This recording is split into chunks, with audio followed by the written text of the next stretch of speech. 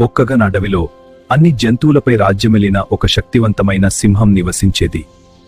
అది బలవంతం, భయంకరంగా ఉండేది, కాని చాలాసార్లు ఇతరుల మాటలపై ఆధారపడేది. సింహానికి దగ్గరగా ఉండే ఒక తెలివైన కాని స్వార్థపరుదైన అక్క అక్కడే ఉండేది.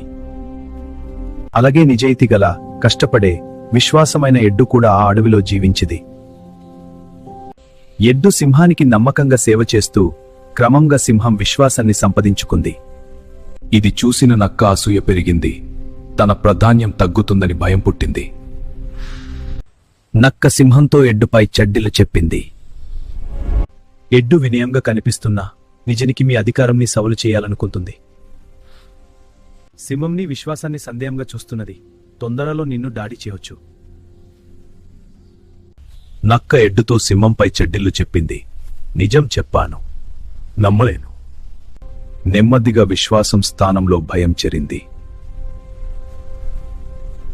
నిజాం తెలుసుకోకుండా సింహం నిర్దోషమైన ఎడ్డును చంపేసింది. తరువాత సింహానికి నక్క చేసిన మోసం అర్థమైంది.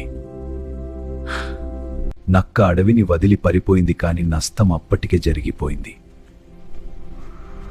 నిజం తెలుసుకోకుండా ఎవరిపై నమ్మకం పెట్టకూడదు. స్వార్థం కోసం అబద్ధాలు చెప్పేవారు ఇతరులని కాడు, తమను కూడా నాశనం చేస్తారు. నిజమైన జ్ఞానం ఓర్పు మరియు విచక్షణలోనూ ఉంటుంది. Like, share, subscribe. Subscribe.